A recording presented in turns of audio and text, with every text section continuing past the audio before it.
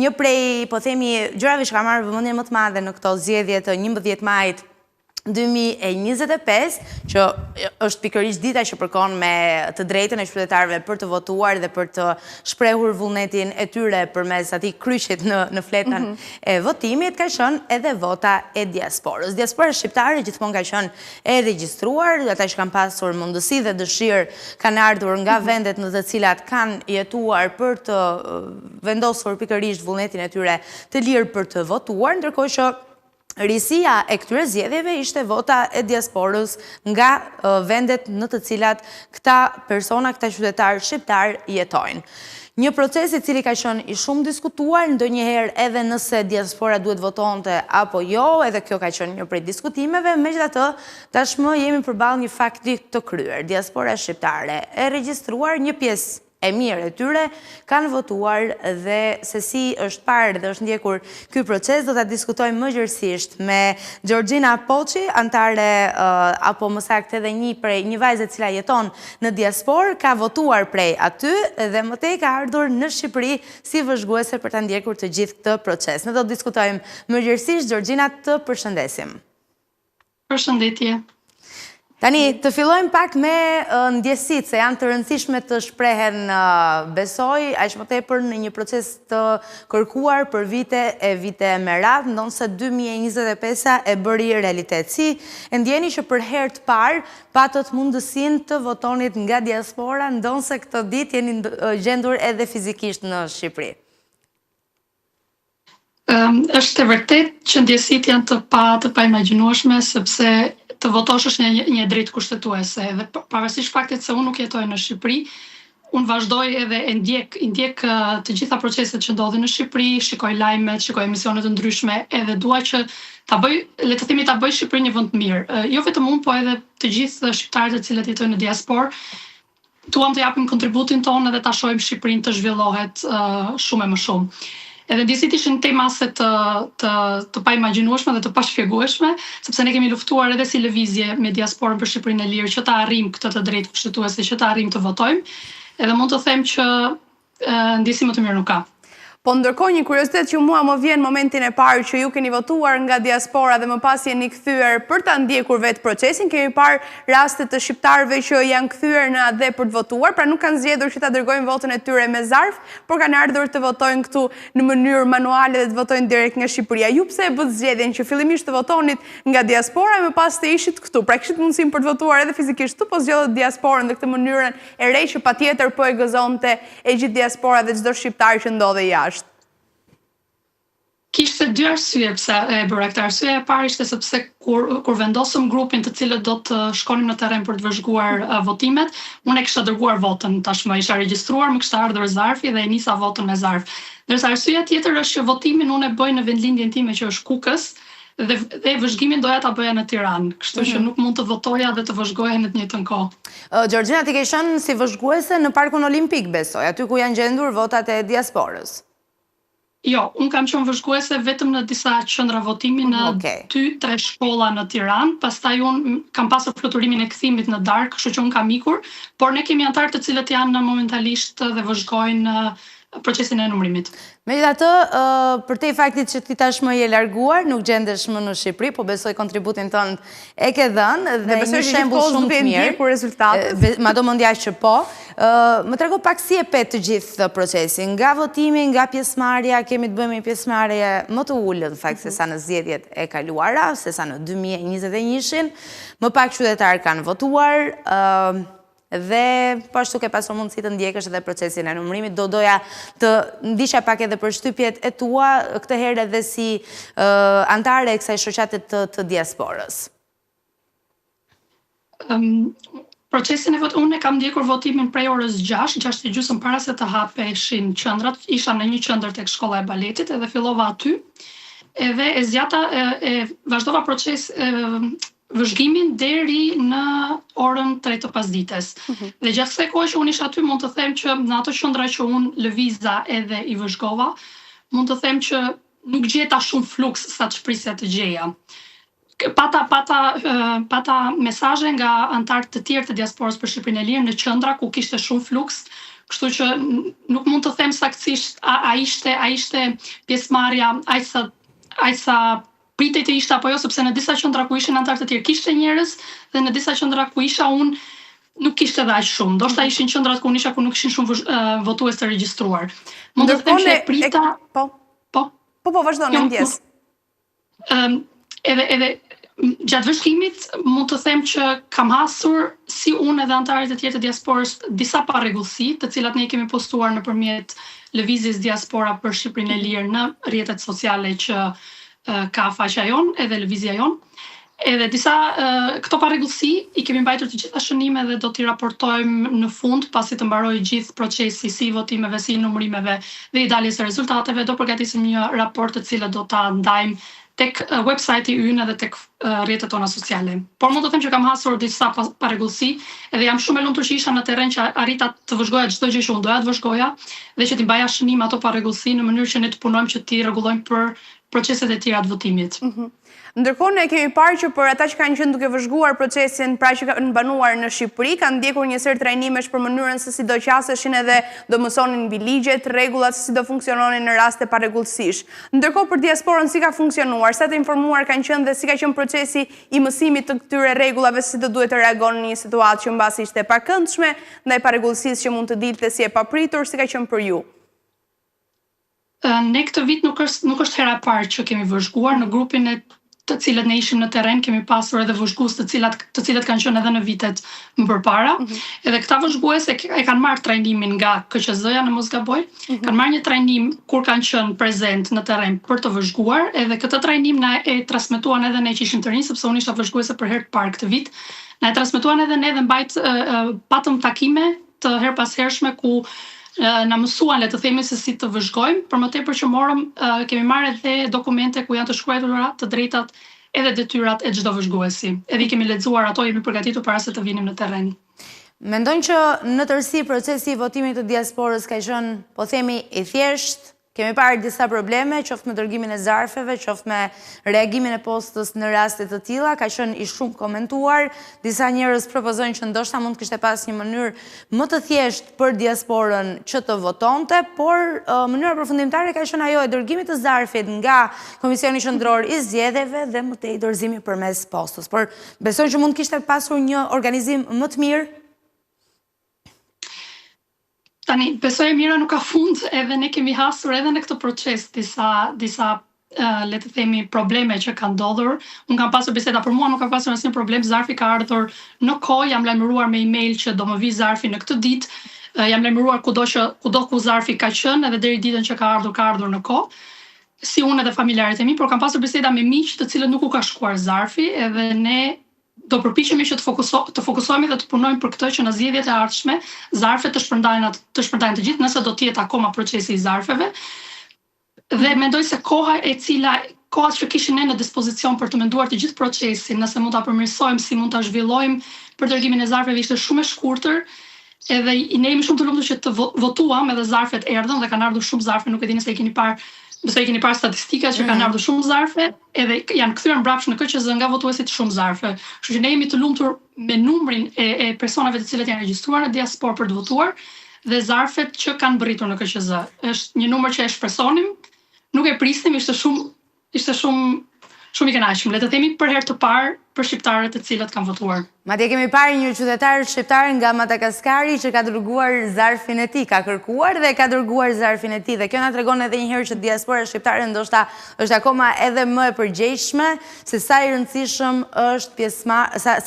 është pjesëmarrja e çdo qytetari në procesin e votimeve. Ndërkohë nga ana tjetër, do doja të rikthesha pak tek mënyra se si i keni parë këto zgjedhje. Një nga diskutimet më të mëdha që është bërë shpeshherë për votën e diasporës, dhe unë po e them tekstualisht ashtu siç e kam dëgjuar në grupe diskutimi, se duhet votoj diaspora për njerëzit që jetojnë këtu. Pra, një njerëz që është larguar përpara 20 viteve dhe ka krijuar tashmë jetën e tij në një vend të huaj, pse duhet marrë vendime për ata që jetojnë në Shqipëri dhe që e njohin dhe e përjetojnë çdo ditë realitetin. Ky ka qenë një prej diskutimeve, kështu që do doja ta komentonin pak edhe bashk.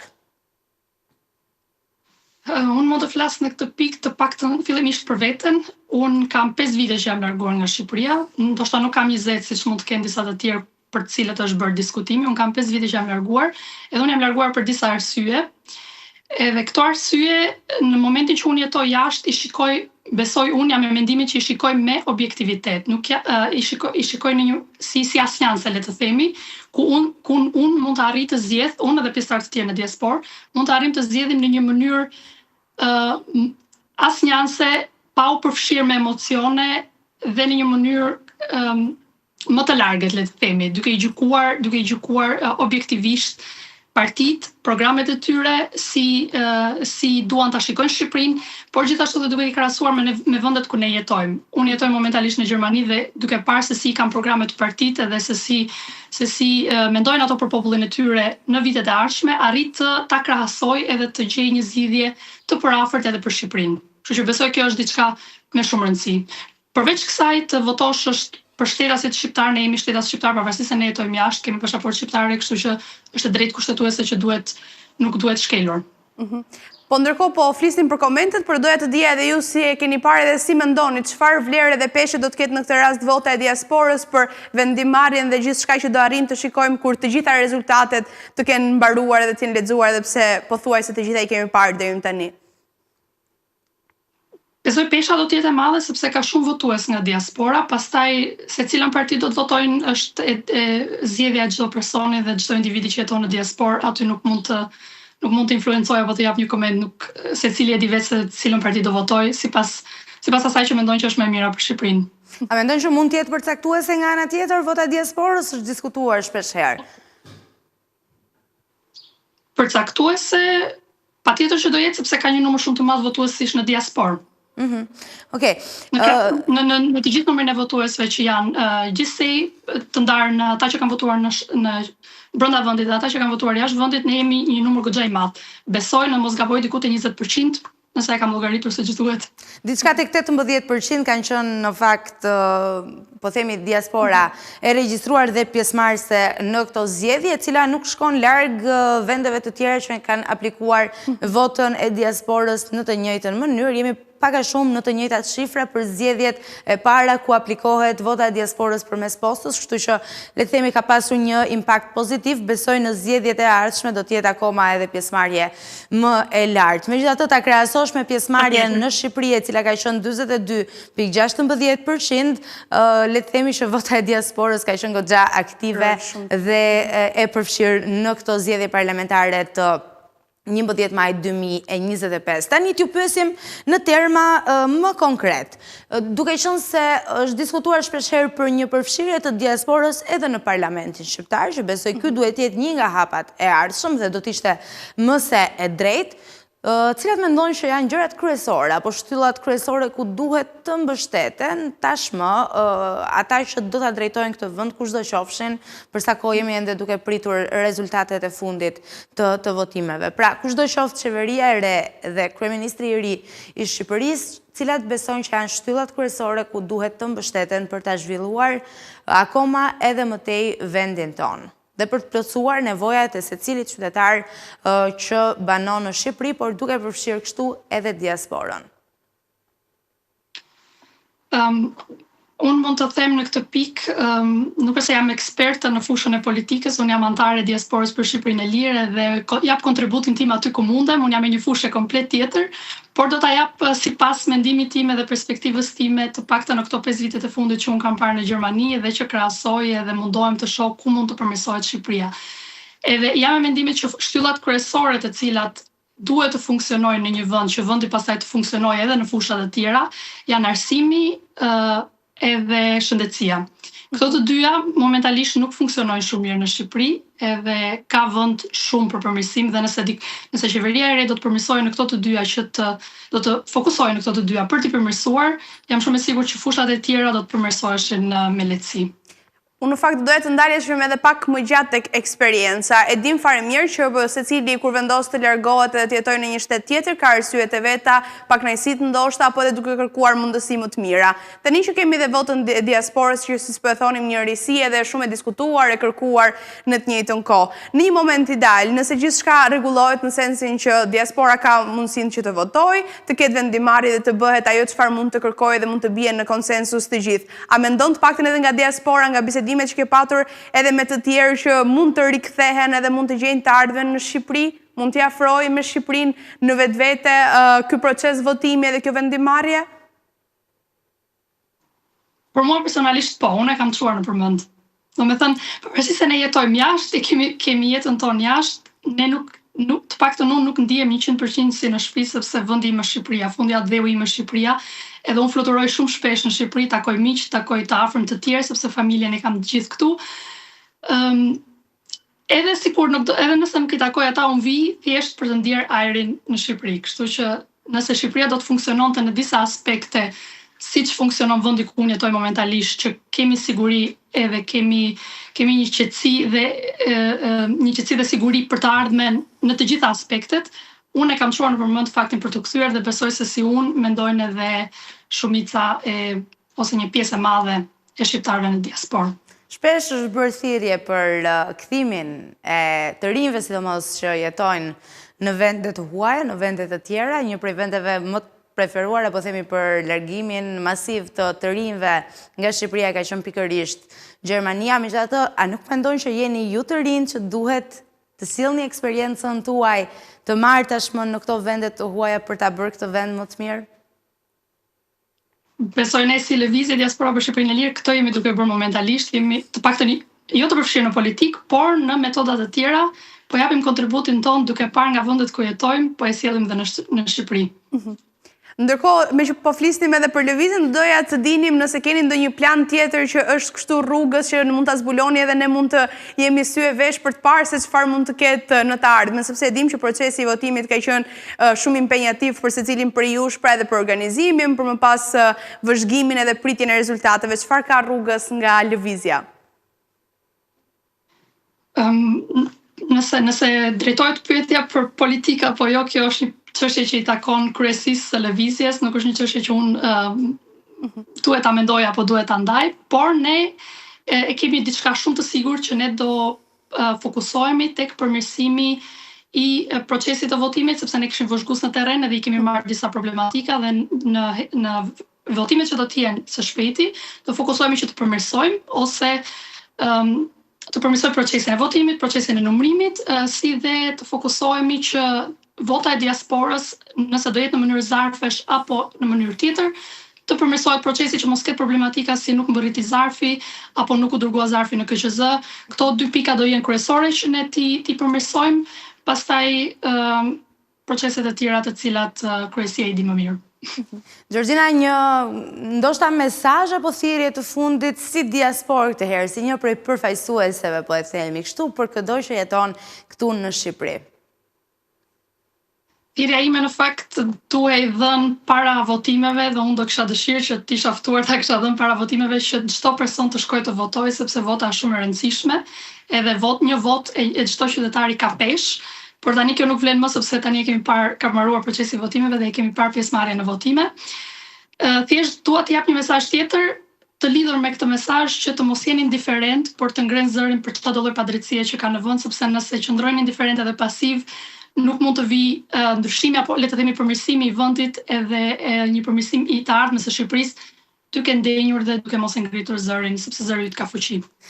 Unë besoj që ky mesazh vlen, sepse pas 2 vitesh do të organizohen në Shqipëri zgjedhjet vendore dhe pastaj pas 4 viteve dhe koha ecën aq shpejt sa që ndonjëherë e humbasim ritmin e saj, do të organizohen zgjedhjet e ardhshme parlamentare, por mbi të gjitha mesazhi vlen sepse njerëzit duhet të ndërgjegjësohen mbi fuqinë që ka vota e tyre dhe është instrumenti më i mirë për të treguar që jetojmë në demokraci. Georgina, ne të falenderojmë që ishe me ne mëngjesin e sotëm dhe po ashtu besoj në emër të gjithëve duhet edhe të falenderojmë për gjithë angazhimin tënd dhe për përcjelljen e këtyre mesazheve. Faleminderit shumë. Faleminderit juve, ditë të mbar.